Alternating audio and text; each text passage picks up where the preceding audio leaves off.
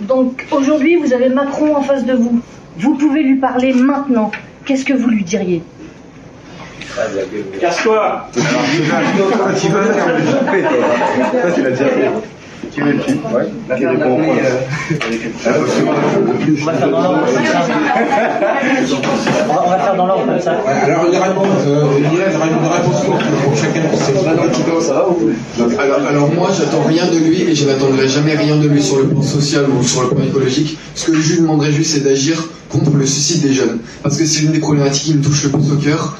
Depuis la crise Covid, les suicides ont presque doublé, les tentatives de suicide, et donc c'est de sa responsabilité d'agir, de répondre aux 35 demandes des 35 propositions des défenseurs des droits pour améliorer le quotidien des jeunes qui souffrent.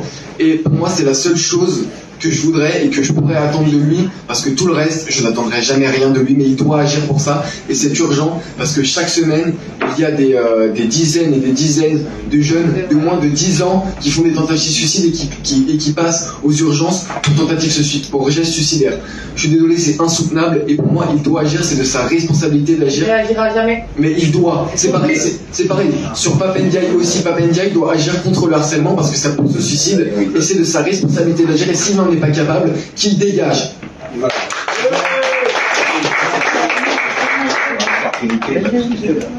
Il peut donner un message. Du coup, si j'avais quelque chose à dire à Macron aujourd'hui, ce serait de revoir ses priorités, notamment sur les questions sociales. Alors il le ferait pas, mais en tout cas c'est ce que je lui demanderais, c'est de revoir ses priorités sur la question d'intégrité en France et sur la question des droits en fait. Mais même quelque chose qui me concerne directement, par exemple la réforme du bac, par exemple, ou alors le fait que j'ai presque été déscolarisée à cause de ce nouveau système Affelnet et où j'ai pas pu bénéficier d'un lycée, et c'est là où j'ai dû m'orienter vers du privé, alors que je crois en l'école publique et c'était décevant en fait de devoir abandonner un peu cette idée de l'école publique, de l'éducation populaire c'est vrai que dans le privé, il n'y a pas beaucoup de militants, et dans le public, c'est là où j'ai toujours milité, même si j'étais jeune et que j'étais au collège, c'est là où j'ai toujours milité, et en faisant des blocus avec le lycée qui était à côté, etc. Et le fait est que il ne m'a pas donné l'occasion de pouvoir continuer dans cette voie-là, et j'ai dû m'orienter vers une voie qui n'est pas la mienne, et juste me replier sur du privé où les gens ils ont rien à voir avec ce que je pense, et j'ai l'impression que le débat il est fermé, et voilà, et juste qui revoit ses priorités sur toutes les questions sociales, notamment sur le racisme. On n'en a pas beaucoup parlé, mais quand on a un nom arabe, obtenir un logement, je dis arabe parce que ma mère a un prénom arabe, mais c'est difficile d'obtenir un logement, même social. Elle a pris des mois et des mois pour obtenir un logement social.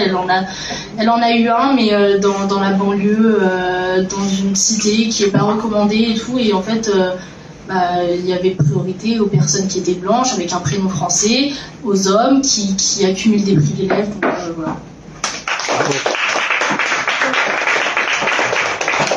Du coup, moi je rejoins Zina sur tout ce qu'elle a dit, et aussi Ilan d'ailleurs. Enfin, je pense que je vais rejoindre tout le monde à cette table sur leurs idées. Moi, ce que je pense, ce que je dirais à Macron, c'est de revoir surtout, c'est un peu la même chose, mais juste l'égalité entre les gens, entre les genres, entre les styles, entre les pronoms, enfin tout. Genre juste d'égaliser tout, et de mettre de faire en sorte que tout le monde soit égal dans cette société aujourd'hui, parce que tout le monde dit que l'égalité en France ça s'est amélioré, que maintenant les gens ils sont de plus en plus égaux, qu'il y a moins d'inégalités, tatati, mais quand on regarde juste les chiffres, on voit bien que c'est faux quoi, et que même si ça s'est amélioré, les chiffres ils sont encore trop importants par rapport au racisme, par rapport au suicide, par rapport tout en fait, aux discriminations, et voilà.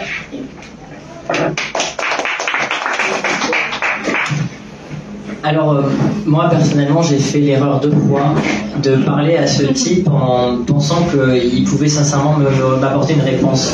C'est-à-dire que je me suis dit, de bonne foi, le gars il est président, c'est un être humain, je vais lui parler, je vais lui dire, moi je suis en colère, ou moi je veux mettre fin au suicide, à l'injustice, à ci, à là, machin, bidule. Et je me suis dit, le gars va me répondre. Or, en réalité, avec la maturité, en grandissant, en vivant des moments comme celui-ci, de réflexion, je me suis dit qu'on n'a rien à attendre de ce type-là. Et aujourd'hui, si je suis emmené à le revoir en me faufilant, parce que j'ai acquis, et c'est pareil pour Louis, pour Mathis et pour d'autres, une certaine agilité en étant dans le mouvement des Gilets jaunes, et donc on arrive parfois à se faufiler là où ils ne nous attendent pas. C'est ainsi que j'ai pu l'interpeller 2 fois. Et si j'y arrive à nouveau, cette fois-ci, je n'irai pas lui parler en lui demandant quoi que ce soit. Parce qu'en réalité, lui demander des choses, c'est courber les chines face à ce type qui est un oppresseur. Je lui dirais simplement, mon gars, tu as du sang sur les mains, ce que tu fais c'est criminel, et je pèse mon mot. Je lui dirais, tu es coupable de tout un tas d'oppressions, alors là tu as la confiance absolue, tu domines parce que tu as tes chiens de garde qui sont là pour te protéger, mais sache bien qu'un jour, nous viendrons te chercher et tu seras jugé pour tous tes crimes parce que tu es une ordure, tu es une pourriture et les gens comme toi, la seule place qu'ils méritent, et je le dis souvent et je n'ai pas terminé de le dire et je le redirai autant de fois qu'il le faudra, c'est finir à la poubelle. Tu es une ordure, un criminel et on te foutra à la poubelle.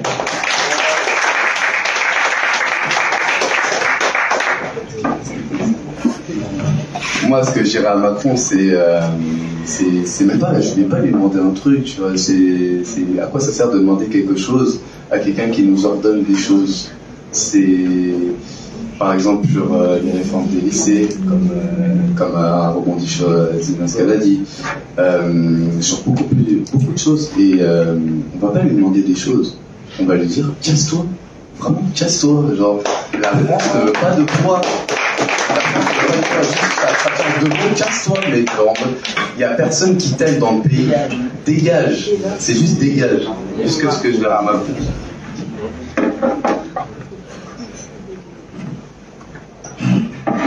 Moi, ça serait plus pour agir ou bien partir. Pour le coup, la situation elle est urgente sur tous les aspects. On ne va pas attendre qu'il y ait d'autres collégiens qui se suicident, voire des primaires qui tentent de suicider, des lycéens, des jeunes salariés, ou moins jeunes même en fait. Tout simplement, c'est soit on agit maintenant, d'ailleurs il fallait déjà agir hier, mais soit on agit maintenant, soit il part et qu'il laisse la chance à toute personne de sortir des vraies choses en fait. À d'autres gouvernements, surtout pas la droite aussi, hein, mais à d'autres gouvernements de chercher des vraies solutions, pas juste de viser sur le moyen terme, sur ce qui rapporte le plus financièrement et laisser les gens crever, que ce soit dans la mer ou dans nos rues plus proches de chez nous en fait, tout simplement. Voilà, à jour partir.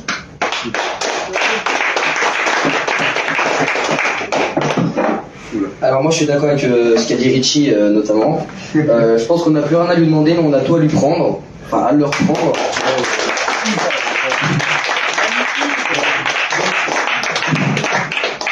J'ai eu la chance, enfin peut-être plutôt le malheur du coup de voir Macron avec Richie au salon de l'agriculture, et c'est là que j'ai compris que on n'avait plus rien à lui demander. Mais peut-être la seule chose que je lui dirais, c'est que oui, il a du sang sur les mains, notamment par rapport aux mutilés des Gilets jaunes et des autres mouvements sociaux, et je lui dirais qu'il se rendra compte peut-être plus trop tard, mais que, enfin, tout le monde le détestera dans l'histoire de la France, tout le monde le détestera, tout le monde le déteste, tout le monde le détestera, et les gens se demanderont, je pense, dans des centaines d'années, comment est-ce qu'on a pu laisser un mec comme ça pendant 6 ans nous pourrir la vie, alors qu'on aurait dû le dégager bien avant, je pense.